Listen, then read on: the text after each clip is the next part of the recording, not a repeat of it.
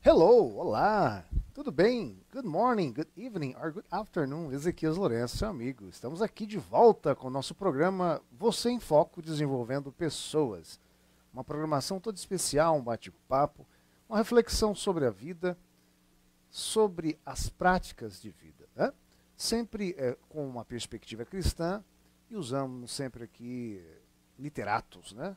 E obras literárias, estudando um pouco da biografia do autor e uma de suas obras principais, para podermos destrinchar aqui alguns temas. São exatamente 20 horas e 5 minutos. Estamos ao vivo aqui em São Paulo, direto dos estúdios da NSTV, graças ao bom mestre, graças a Deus. Bom, hoje o nosso tema é um tema também pensante. Colcha de retalhos. Colcha de retalhos. E o Google aqui quase que quer competir comigo, né? Esse título, ele é baseado na obra Frankenstein, ou Victor Frankenstein, de Mary Shelley, uma escritora inglesa do século XIX, que foi muito importante. Eu posso dizer que este é um exemplo em que a obra torna-se muito mais conhecida do que o seu autor. Ela sobrepuja o seu autor. Poucas pessoas sabem o nome da autora, mas já ouviram falar de Frankenstein. Existem algumas dúvidas, alguns mitos sobre Frankenstein que a gente vai querer tirar aqui, ok? Eu não tenho o objetivo aqui de te trazer respostas, mas de te fazer pensar um pouco sobre como a sociedade, ela no seu conjunto, forma o cidadão ou deforma, e como esta pessoa, este cidadão, se depara ou reage a toda essa miscelânea de feedbacks, a todas esses inputs que nós falamos, né? Todas essas informações que lhes são dadas, os exemplos que lhes são dados, direta ou indiretamente, quer por referencial, quer por verbalização, passando pela instituição escolar, pela instituição família, pela instituição religiosa, enfim. Não quero aqui trazer respostas, mas quero aqui fomentar pensamento com vocês. Esse programa tem o objetivo, eu sempre falo isso, de trazer o conhecimento como ferramentas, né? Em diversas roupagens, quer seja em debates, entrevistas. Nós sempre trazemos aqui, você que acompanha a gente assiduamente pelo podcast ou pela Web TV, nós trazemos sempre aqui convidados para poder falar sobre um tema específico, né? Também temos o objetivo de trazer palestras, aulas, temos o objetivo de trazer aqui aulas de inglês para vocês também, e nós temos muita coisa para fazer. Então esse projeto é um projeto seu, é um projeto nosso, um projeto que veio para melhorar a experiência humana na realidade e no palco da vida. Como disse, vamos às Sagradas Escrituras, o livro do escritor de Gênesis, que muitos julgam que seja Moisés, o líder hebreu, no capítulo 2, no versículo 7, que diz assim: Formou o Senhor Deus o homem do pó da terra e soprou em seus narizes, ou em suas narinas, o fôlego de vida. E o homem foi feito alma vivente. Muito bem. Texto clássico que todos conhecem, sendo você religioso ou não, livre pensador. Aliás, os livres pensadores sempre também leem as Sagradas Escrituras por conta de referencial, né? Como eu já disse aqui, as Sagradas Escrituras já estão, é o livro mais vendido no mundo, mais lido, e estão pulverizadas em todas e quaisquer obras literárias, principalmente os clássicos mundiais. Nós lemos aqui uma visão hebraica e cristã de que eu e você, seres humanos, criaturas, né, fomos criados pelo Eterno, né, por aquele arquiteto do universo, Deus das galáxias e dos diversos planetas, enfim, astros, né, que se tem notícia aí que a ciência cada dia, cada mês está notificando. Agora estão dizendo que possivelmente haja planetas de fato que tenham vida, ou que tenham condições para ter vida. Até acharam a água também, né? E sabemos onde há água pode haver vida. Então isso é um pensamento do criacionismo, né, que vem, obviamente, contra ou em contraposição até certo ponto ao evolucionismo de Charles Darwin e por aí vai, né? Mas eu não vou entrar nesta questão. Mas o livro que eu quero falar com vocês aqui é o Frankenstein, né? O Victor Frankenstein, de Mary Shelley. Quero falar um pouquinho sobre a autora, né? Um pouquinho da biografia dela. E depois vamos passar aí duas obras rapidamente. Eu sinceramente não as li, eu só quero mostrar para vocês que existem outras opções, porque muitas das vezes o autor é conhecido por sua obra-prima, mas ele também tem outras boas obras que ficam às vezes ou por vezes ofuscadas por conta da obra principal. Vou pedir aqui para o nosso técnico, nosso parceiro, colocar a imagem de Mary Wollstonecraft Shelley. Que nome, hein? Consegue falar isso aí, Anani, sem enrolar a língua? Tá difícil, né? Muito bem. Deixa eu puxar um pouquinho minha cadeira para cá, para eu ficar mais tranquilo aqui com vocês. Muito bem. Acontece que essa mulher passou uma vida muito difícil, hein? Aliás, falamos de outras escritoras e escritores também que passaram dificuldades na vida. Essa mulher passou tragédias e mais tragédias. Antes, logo quando ela nasce, aos 10 dias, a sua mãe morre, né? E ela foi criada pelo pai, um escritor, um político, um filósofo, né? Com visões muito radicais, liberais, né? Adepto do iluminismo. E ele depois casa com a sua vizinha, enfim. Ela tem uma meia-irmã, e essa meia-irmã, ela era filha da mãe com a outra pessoa, não com o pai dela.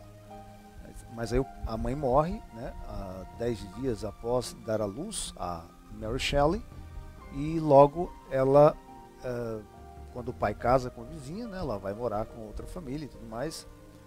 E aos 19 anos de idade, pasmem, hein? Aos 19 anos de idade, ela escreve essa obra-prima, que eu vou falar daqui a pouco. Ela nasce em Londres, na Inglaterra, no mês de agosto de 1797 do século XVIII. Tá? E ela morre também em Londres, na Inglaterra, já no século XIX, em 1851. Tá? Com 19 anos, ela teve uma mente tão fértil para escrever essa obra. Mas por quê? Ela teve também uma educação informal, como muitas pessoas na Inglaterra tinham. Hoje nos Estados Unidos isso é chamado de homeschooling.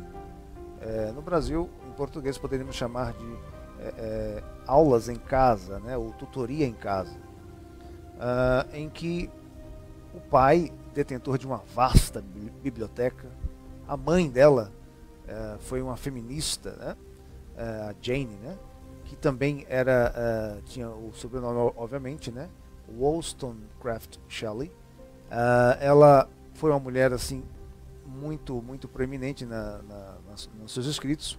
O pai muito influente e tinha uma biblioteca muito vasta. E essa menina leu muito. E o interessante, ela que se envolve com um rapaz chamado Percy, casou com ela, né? Na verdade ele acabou traindo a mulher com ela, engravidou a Mary Jane, a mulher acaba ficando, né, obviamente, infeliz com aquela situação, ela se suicida, que é uma coisa terrível, né? Veja que todo o imbróglio aí, o emaranhado de situações em que a Mary Shelley se envolvia. Desde o nascimento dela, a mãe morre 10 dias após, enfim, ela acaba casando-se com o Percy, né? E fica grávida dele e ela passa a fazer uma turnê pela Europa. Vai para a França, né? E aí esse primeiro filho morre. Depois ela teve mais um filho, morreu. Mais um terceiro filho, morreu de novo. Coisa difícil, hein, Nani? Rapaz, só o quarto filho sobrevive, né? E me parece o nome de Percy também, o nome do pai, e sobrevive até a idade adulta. O marido, por quem ela se apaixonou, o homem que até largou sua mulher, né, para ficar com ela, o homem morre com 29 anos. Ele morre afogado. E ela volta para sua cidade natal, né, nessas viagens, e passa a cuidar do único filho até a idade adulta. E com 50, me parece 53 anos, ela acaba tendo uma doença também, me parece que é câncer, e ela morre. Mas ela deixa um legado muito importante para a história da literatura mundial. Você que está me ouvindo aí pelo podcast, dirigindo seu carro ou parado aí em algum lugar, você que está me assistindo na Web TV aqui, já ouviu falar certamente de Frankenstein. É um nome até alemão, me parece, né? Frankenstein. Toda a terminação de Stein é alemã. Muito bem. Então essa mulher foi fundamental. Se você gosta de literatura, precisa conhecer a obra dela. Vou passar rapidamente duas obras que ela também fez, dentre as várias que ela publicou. E depois vou direto ao Frankenstein, ok? Nós vamos ouvir depois, não agora, tá? Mais uma música, senão meu técnico coloca uma música agora e ele vai me cortar. Depois ele vai passar uma música pra gente. Deixa eu beber um pouquinho de água aqui, estamos batendo papo. Opa, tem gente aqui antes de continuar. Daiane Silva da Cruz. Façam preces, orem pelo meu pai. Tem 2 tipos de câncer e está desenganado pelos médicos. Está muito fraco, só Deus. Vamos sim fazer essa oração. A Maria Laura pede oração pelos filhos Juliano, Adriano, Luiz e Fernando. Guilherme, Elizabeth, Romário e meu esposo Antônio Martins. A família cresceu bastante, né? O Anderson Neves manda um abraço também para você. Manu Pereira, oração pela família Emanuel, Euclides, Lisete, Sônia, Ângela, Milene, Gonçalo, Melissa, Rodrigo e outro nome que eu não consigo ver aí. A Idália Fernandes. Muito bem. Muito bem. Você está vendo uma obra aí, Matilda, de Mary Shelley. Eu vou ler essa obra. Quem sabe eu depois fale alguma coisa sobre ela, eu faço uma programação sobre ela. Uma obra também importante, porque essas obras da Mary Shelley são obras que ela escreve sempre como se fossem cartas escritas para outras pessoas, né? Daqui a pouco vou pedir para o nosso técnico passar a imagem, a próxima imagem já, para que nós possamos dar continuidade. Então é uma dica legal, Matilda, né? Lembrando que a Mary Shelley nasceu num ambiente assim de muita hostilidade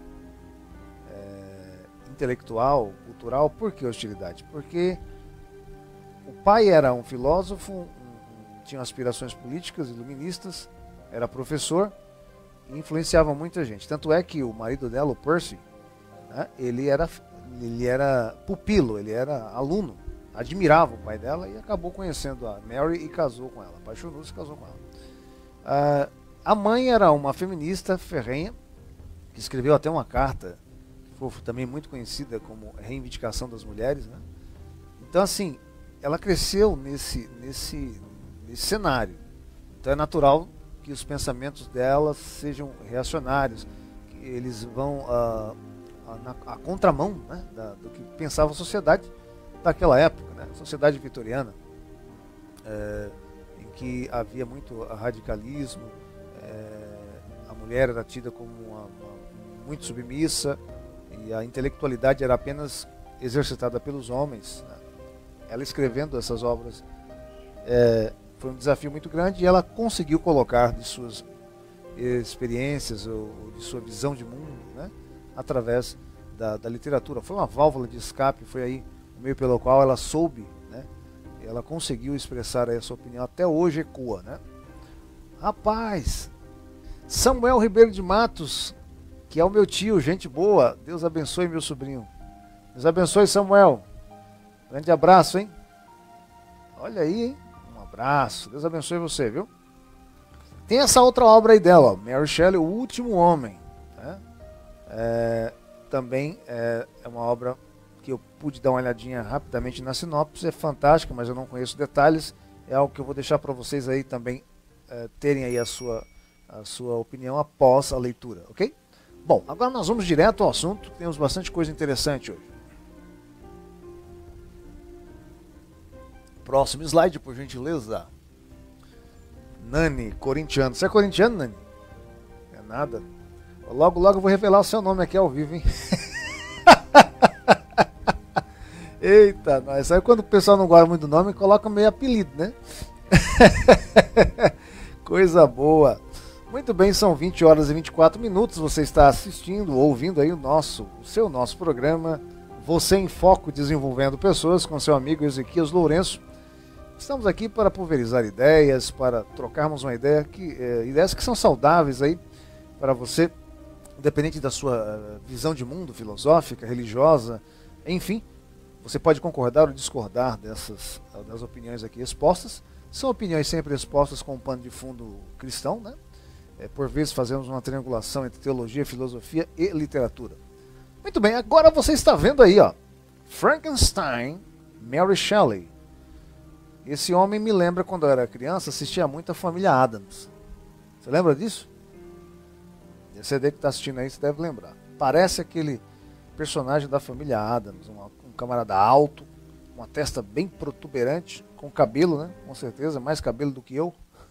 Até porque para ter mais cabelo do que eu não precisa ter muito, né? Muito bem. E com a pele muito pálida, com os olhos lânguidos, né? Com olhos de morto, né? Na verdade ele está aí, né? Na verdade ele está aí tranquilo nessa capa aí. Mas vamos entender como que surgiu esse livro. Lembra que eu falei com vocês que após ela casar com o Percy, a Mary, ela vai viajar pela Europa. E numa dessas viagens ela leva sua irmã, minha irmã, né? Porque a mãe tinha morrido. Né?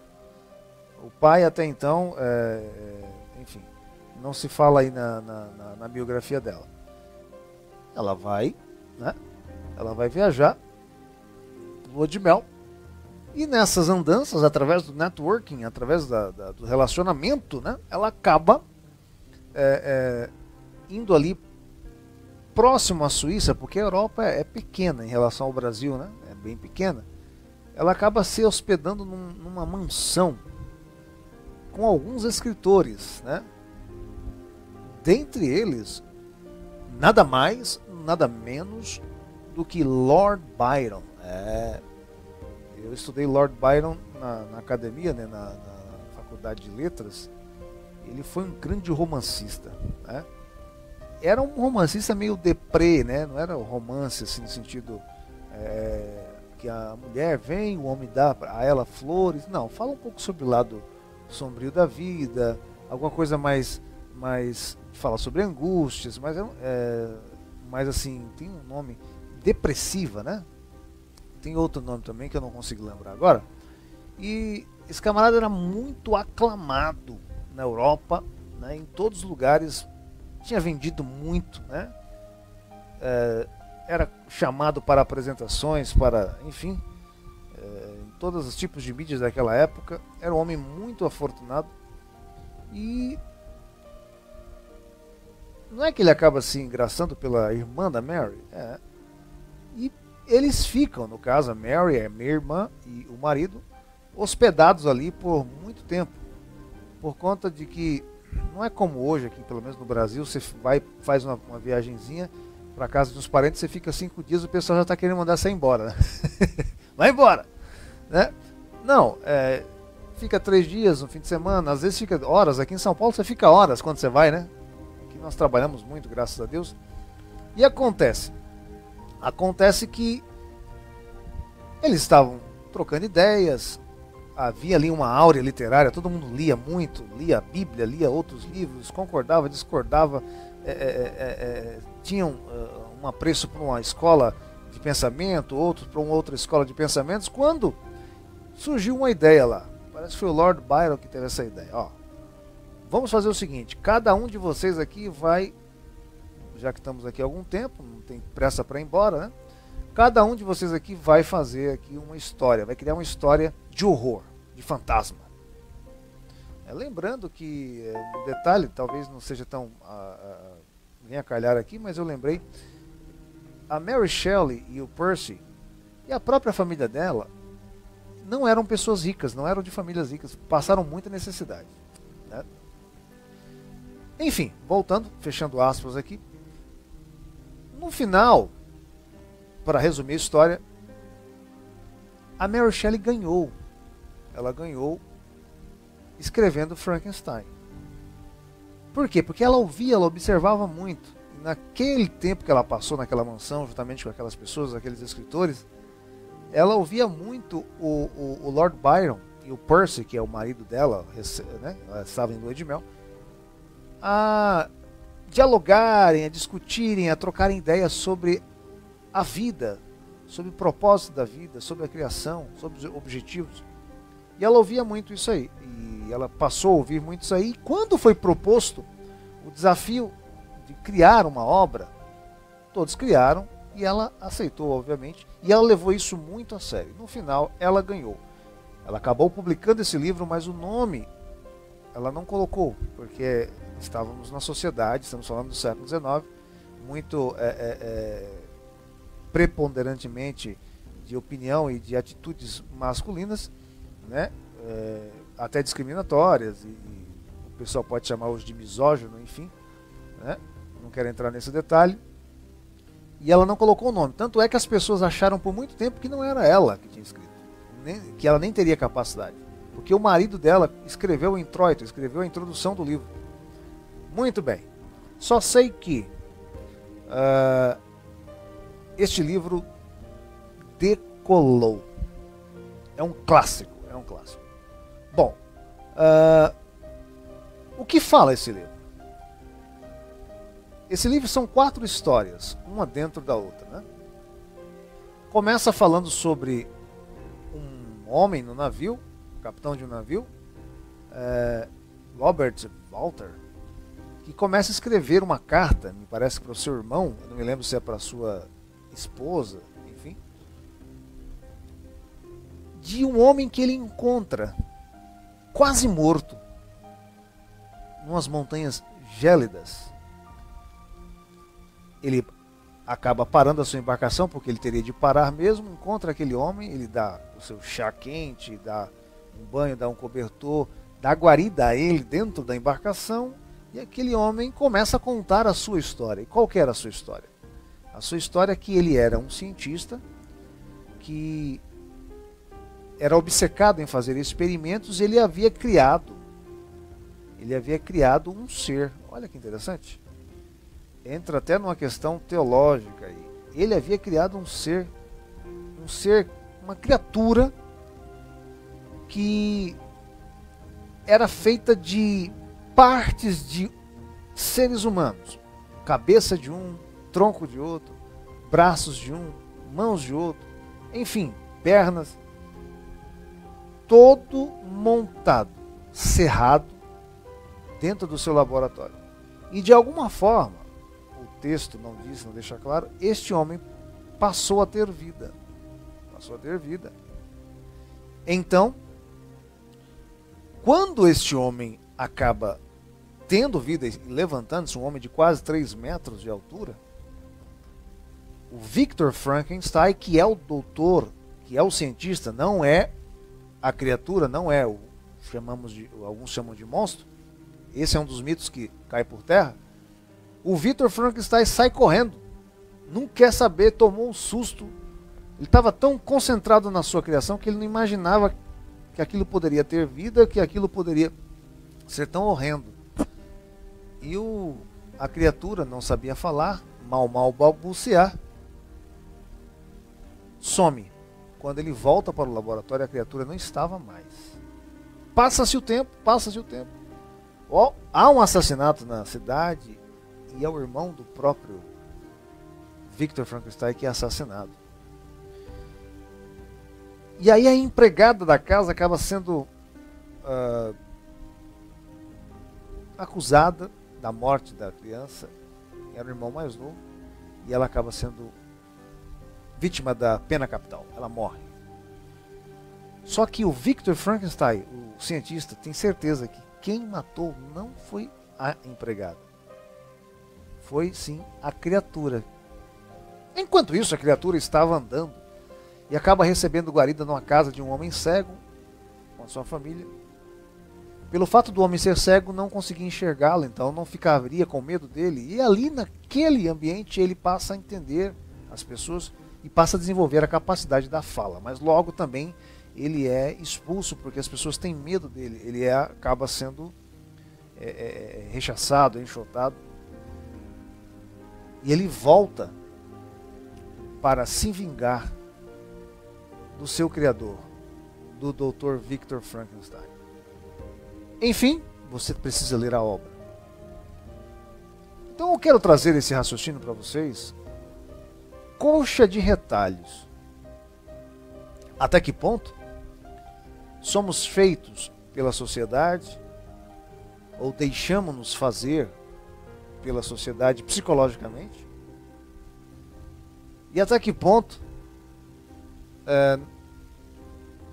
podemos deixar ou abrir mão, ou sermos mais fortes do que as influências que estão ao nosso redor. Influências da mídia, influências do pai, da mãe, do tio, do tipo de religião que você tem ou não, da escola de pensamento que você tem ou não. Porque o ser humano é circunscrito. Eu já falei isso aqui, inclusive quando eu trouxe o professor Felipe Pagli, também o sociólogo, também sociólogo Zelmar Rodrigues. Até que ponto essas coisas formam a nossa personalidade ou nos deixamos formar? Será que temos ou não temos alternativas ou escolha? Há algumas questões que implicam aqui. A criação, né? O homem criando, né? Implica-se com a questão da teologia, do Criador. Quando nós lemos aqui o texto, o Criador, Jeová, Yahvé, o Eterno, criando o homem à sua própria imagem, semelhança, soprando em suas narinas o fôlego de vida, ele tornando-se alma vivente. Vemos que o próprio Victor Frankenstein também criou, né, este ser aí, que não tem nome na obra, né, essa criatura, ou monstro, como dizem. E temos outras questões que envolvem também, não só a criação, essa criação do próprio homem, né? O homem criando alguma coisa, muito embora o homem apenas manipule, mas aí está falando que o homem está criando um ser, entre aspas, humano, né? Porque é feito de partes de corpo humano.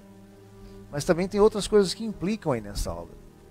A questão dos referenciais, porque o ser humano pode não criar o outro, né? Pelo menos ainda, né? Tomara que não aconteça isso, que a ciência não chegue a esse ponto. Mas ele pode contribuir para com a formação. Aí é que está também o problema e o perigo. Quem é que tem contribuído com a sua formação? É claro que você e eu não temos culpa, não pedimos para nascer nem para estar no contexto social em que estamos. Mas a questão é que a nossa vida, por quaisquer cargas d'água ou por quaisquer circunstâncias, acaba sendo uma colcha de retalhos. Você já viu colcha de retalho? Você lembra, Nani, de alguma colcha de retalho quando você era criança em casa?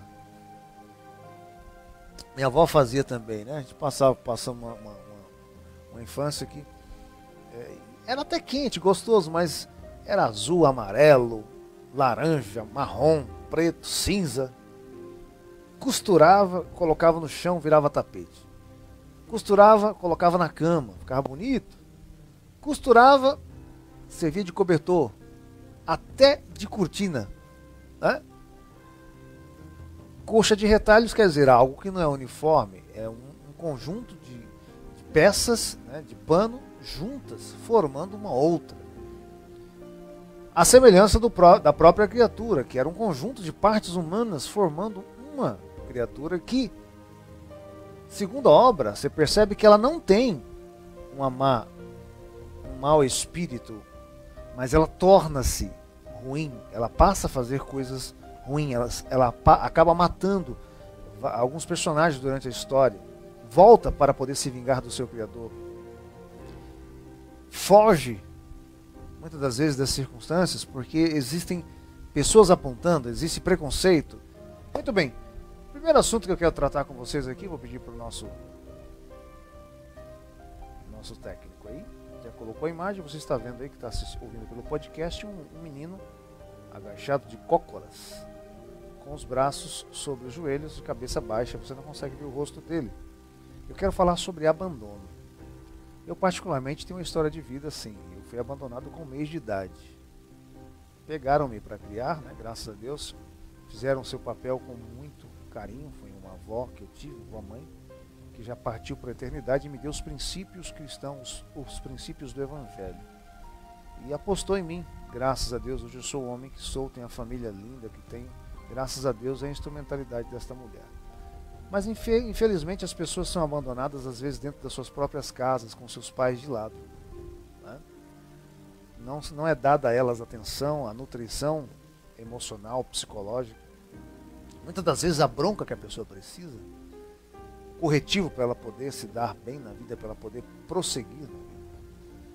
E a pessoa meio que se faz sozinha, né? Acaba-se não lendo talvez o que não precisa ler para aquela idade, vendo talvez o que não precise ver para aquela idade. Infelizmente a internet nesse caso está aí, né? Olha lá, o Simanovic, o Alberto, meu amigo, retalhos de cetim, ele está falando da coxa de retalho. O Nani falou aqui, qual que era a coxa que você falou, o retalho? De lycra. A Miriam também, um abraço. Silvia Helena, um abraço, bastante gente entrando aqui. O que acontece, gente, muitas das vezes tendo um referencial, né, de influências, de pessoas que são perigosas, estão ao redor, e muitas das vezes não se percebe. E as pessoas crescem com traumas, né? Alguns desses referenciais negativos, né, são da própria família, os vizinhos, às vezes na escola. E a pessoa não é tratada, aí torna-se um adulto complicado, torna-se um adulto problemático. E eu vou usar um neologismo aqui, eu não sei nem se existe na língua portuguesa, aproblemado, ou seja, ele tem problemas, né? E onde ele vai, onde ela vai, tem problemas, né? Eu particularmente, não sou diferente de você, está me assistindo, tenho minhas situações que eu tenho que analisar, eu tenho que me desfazer, eu tenho que me recrudescer, como diz o ditado, eu tenho que me refazer para que certas coisas não acompanhem, né, a vida adulta. Mas os traumas do ser humano precisam ser trabalhados, porque senão ele torna-se uma pessoa horrenda. E eu estava dizendo a uma pessoa, dando um aconselhamento, e eu disse, olha, o sofrimento te traz 2 resultados na vida. Ou te torna uma pessoa humilde, de fato humilde, resiliente, que saiba assimilar, aprender e reproduzir, como diz as Escrituras, todas as coisas compreende para o bem daqueles que amam a Deus. Ou o sofrimento pode te tornar uma pessoa orgulhosa, de dura serviço, duro na queda, problemas de relacionamento, apenas quer ter a sua palavra firmada, quer posições a qualquer custo, a qualquer preço, independente de respeitar ou desrespeitar, de burlar regra ou não, né? E, infelizmente, tudo isso tem a ver com o abandono, muitas das vezes dentro das próprias 4 paredes de casa, com pai e mãe, né? Eu não sei até que ponto é desculpa, não sei até que ponto é a realidade, mas eu conheço pessoas que não tiveram pai e mãe, mas não ficaram revoltadas. E, pelo contrário, se deram bem na vida. E eu conheço pessoas que tiveram pai e mães e encontram-se em situações difíceis, às vezes até com problemas na justiça. Existem as implicações sociais na base da família, sim. Mas até que ponto? Eu sou uma das pessoas que passou por uma história, não tive pai e mãe. Mas graças a Deus o Eterno me protegeu. E a pessoa que me substituiu, ou substituiu a figura dos meus pais, muito embora eu sempre cresci sabendo que não era meu pai, nem minha mãe, era minha avó, mãe, soube fazer o papel a ponto de eu não crescer revoltado, não crescer com sensação de abandono, com traumas, graças a Deus. Mas precisamos tomar cuidado com quem está do nosso lado, para que eles não possam ser vítimas da nossa própria negligência. Vamos ao próximo tópico. Quero falar um pouco, vou beber um pouco d'água, sobre a discriminação. Você que está ouvindo pelo podcast, tem um menininho loiro à frente na imagem, com um rostinho de choro, e atrás dele tem um casal com outra criança no colo. Então eu estou falando sobre discriminação. Então essa pessoa que já foi, né, eu estou traçando aqui uma linha de raciocínio, foi abandonada, enfim, de alguma forma abandonada, ela passa a ir mais adiante no palco da existência na sociedade, obviamente passando por instituições além da família, né, adotada, ou a família raiz, né, originária, passando por instituições como escola, como igreja, enfim, e até mesmo, no caso sendo uma pessoa convivendo na sociedade, no mercado, enfim, na rua, ela vai aprendendo e desaprendendo. E tem um ditado que diz que costume de casa vai à praça. Então todos aqueles recalques, toda aquela má formação da sua base acaba sendo levada para a sociedade, a ponto de as pessoas olharem para você, as pessoas te desaprovarem e aí discriminarem você. A imagem aqui é da discriminação, pelo que eu vejo ali, é uma imagem de uma discriminação dentro de casa, mas eu estou indo mais além. Aí as pessoas começam a te discriminar pelo jeito que você fala, pelas ideias que você tem, pelo jeito que você veste, pela fé que você tem ou não. E aí você sofre de crise existencial. As perguntas surgem: por que nasci? Por que minha vida é assim? A minha vida não vale nada? E outros verborragiam, né? Colocam até palavras que eu não quero falar aqui. E é muito difícil as pessoas conviverem consigo mesmas. Eu já ouvi de pessoas dizendo: essa vida não é para mim, não quero existir, não faço questão de existir. São pessoas que não amam a si mesmas, andam em desamor, porque a sua vida é uma colcha de retalhos. Ela tem um cuidado de alguém, mas ela tem a ignorância de outra pessoa. Ela tem um carinho de alguém, ela tem a rejeição de alguém. Mas ela não tem um referencial dominante, a ponto de que muitas das vezes ela cria suas próprias verdades, ela se faz na vida. Como diz o poeta, vai ser gauche na vida. Aí o que acontece?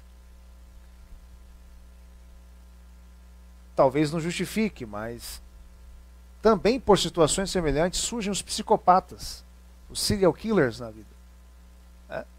Você que assiste aí, eu estou assistindo uma série aí, né? Não vou falar o nome, não sei se pode, né? Pode, né? Pode, né? The Sinner, né? Um camarada que é um professor, mas ele também tem uns problemas psicológicos e tal. Bem interessante essa série. E aí ela depois mostra lá na infância dele, voltando lá atrás. Então veja só, isso forma, na verdade deforma, esse homem que, segundo o pensamento cristão, foi feito à imagem e à semelhança do Criador. A imagem na santidade, a imagem na essência, né? Porque ele foi soprado, né, do próprio interior, ele foi emanado do Criador. E também a semelhança nas potencialidades, lógico que salvaguardadas as proporções, porque nós somos seres humanos, Mas temos também alguns atributos semelhantes aos atributos divinos. Muito embora os atributos divinos sejam, enfim, sejam divinos, então nós não os alcançaremos, né? Fazendo também uma analogia entre deuses e semideuses lá na questão dos gregos da mitologia, né? Mas vamos voltar aqui ao assunto. Então, acontece que esse ser humano acaba, por ser imagem e semelhança divina, tendo toda essa estrutura, todo esse propósito divino comprometido por conta, obviamente, de uma escolha que este ser humano fez, ser humano original, lá atrás, na história da humanidade, que vem como avalanche, como consequência. E isso acaba sendo enfatizado por conta das próprias discriminações, porque as pessoas que estão ao seu lado, ao invés de ajudá-lo, de aconselhar, acabam rejeitando, te colocando de canto, por conta desses maus hábitos que você passa a ter, tudo com base na origem, lá na célula máter, como dizia Rui Barbosa, da família. Infelizmente, vamos ao último tópico. A próxima imagem, você vai ver aí, está vendo aí um homem com as mãos no rosto e 5 dedos apontados, né? 5 pessoas diferentes, 5 mãos com os dedos em riste apontando essas pessoas, ou essa pessoa. Eu falo sobre o julgamento. Então, esse ser humano, além de ser abandonado de alguma forma, ele é discriminado pela sociedade, depois ele é julgado por ela. Esse julgamento muitas das vezes é um julgamento do dia a dia, do olhar, do tom da voz, da diferenciação, da expressão facial. Quando você chega, mudam de figura, porque você não é bem-vindo ou bem-vinda num determinado lugar por conta de que você não tem culpa de ser quem você é, por conta de todas uma circunstância da vida. Dessa deformação, dessa colcha de retalhos que sou eu e você de alguma forma. E muitas das vezes esse julgamento não fica só no apontamento dos dedos, mas vai para a justiça. Quando você faz algo que vai contra o que a sociedade estabeleceu como regra, como lei, como diretriz, melhor dizendo, como a Carta Magna, né, que é o guarda-chuva de todas as outras leis, né, nos países democráticos. E nós vemos, infelizmente, pessoas que poderiam ser ótimos seres humanos, produtivos, poderiam ter famílias lindas, maravilhosas, poderiam viver bem, poderiam viver o paraíso conforme Deus idealizou, o Criador idealizou para a humanidade. Elas estão vivendo atrás das grades físicas, quando não emocionais. Estão andando nas estradas, andando nos centros comerciais, vivendo em luxuosos apartamentos, casas, fazenda, dirigindo seu carro bom, mas você está enjaulado por barras, por jail. You are in a prison, emotional prison. Você está em prisão emocional, por conta dessa colcha de retalhos que somos nós. E como nos fazer, e como nos refazer? Existe apenas um conselho que eu quero deixar para você e quero fazer uma breve palavra de oração. As Escrituras perguntam e respondem. Eu vou até beber um pouco d'água para poder falar essa passagem. Talvez isso te ajude. Você que está me ouvindo aí, você que está me vendo. Ela pergunta: como purificará o homem? Aí fala do ser humano, né, Nani? Fala da mulher, do adolescente que está me ouvindo, do senhor, da senhora. Como purificará essa pessoa? Como você vai purificar o seu caminho? Qual que é a resposta, Nani? Observando conforme... Ô, Nani, você esqueceu, Nani? Nani! É muita informação. Mas como o homem deve purificar o seu caminho? Essa é a pergunta. Aí as Escrituras dão a resposta. Observando o seu caminho, o seu modo de vida, conforme as Sagradas Escrituras, chamadas Palavra de Deus. A Palavra de Deus é o espelho que mostra as nossas imperfeições, as nossas rugas, os nossos vincos. Hoje eu estava olhando e falei, rapaz, há 3, 4 anos atrás, minha barba não era tão branca não, quase não tinha pelo branco. Não tinha tanto vincos no rosto. Mas ainda estou dando gás, e hoje eu já fiz umas 60 flexões de braço, deu certo, hein? Tem que fazer exercício para continuar saudável, comer bem, né? Mas precisamos observar as Sagradas Escrituras para que o nosso caminho possa ser caminhos de paz, caminhos de justiça. E eu fiquei muito feliz hoje, quando eu recebi uma mensagem do meu filho, né? Agora lá em casa todo mundo está trabalhando, coisa boa, hein? Feliz da vida, pai, arrumei um emprego, tal, vou trabalhar, porque vou ganhar meu dinheiro. Nossa, eu fiquei feliz, quase que eu chorei. E eu falei uma coisa, falei, filho, papai está feliz porque você está feliz. Continue seguindo os princípios que eu estou ensinando a você, porque isso vale para toda a vida.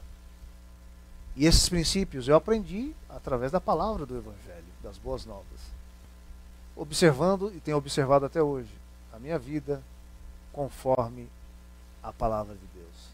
Essa colcha de retalho que sou eu e você vai continuar existindo. Você vai continuar tendo as suas crises existenciais, mas se você lançar tudo aos pés do Criador, você vai passar bem. Aí vem o consolo para a sua alma. Porque quando tudo estiver estiver no lugar certo, no altar, aí você vai ver o resultado. Ok? Baixe sua cabeça. Quero fazer aqui uma palavra de oração ao Criador. Grande Yahvé, eterno, detentor do buraco negro, em cuja presença sempre estamos, e só em falar contigo eu já me arrepio de maneira a sentir a tua presença. Em nome de Yehoshua, em nome de Jesus, o teu Filho, o caminho que nos mostra o acesso ao Pai. Te agradeço por este dia que passei, vivi, interagi, e pela vida que tenho, pela família, pela vida do meu ouvinte, do meu telespectador, do programa Você em Foco Desenvolvendo Pessoas. Peço a tua bênção, que o Senhor nos ajude a vencer a cada detalhe de nossa vida e muitas vezes perder, mas aprender a lição, para que nós possamos ser construídos, feitos, refeitos, às vezes até deformados, para podermos ser feitos vasos novos. Em meio a esses entraves que caracterizam essa colcha de retalho que somos nós, ajude-nos a aprendermos com os nossos erros e observarmos a nossa vida de acordo com os princípios que não mudam, os princípios do Evangelho, que, aliás, diga-se de passagem, servem para todo e qualquer ser humano, independente de sua religião, porque princípios não mudam. Em nome de Jesus, Yehoshua, te agradeço. Estou certo de que o Senhor está me ouvindo. Abençoe meu amigo, minha irmã, meu irmão, que pediu oração, pediu aqui uma palavra de oração. Cure, dê orientação e tudo o que ele e ela precisa. Eu te agradeço. Meu amigo, minha amiga, próxima programação estamos aí. Um outro tema maravilhoso, se não, de repente até um convidado. Vamos em frente!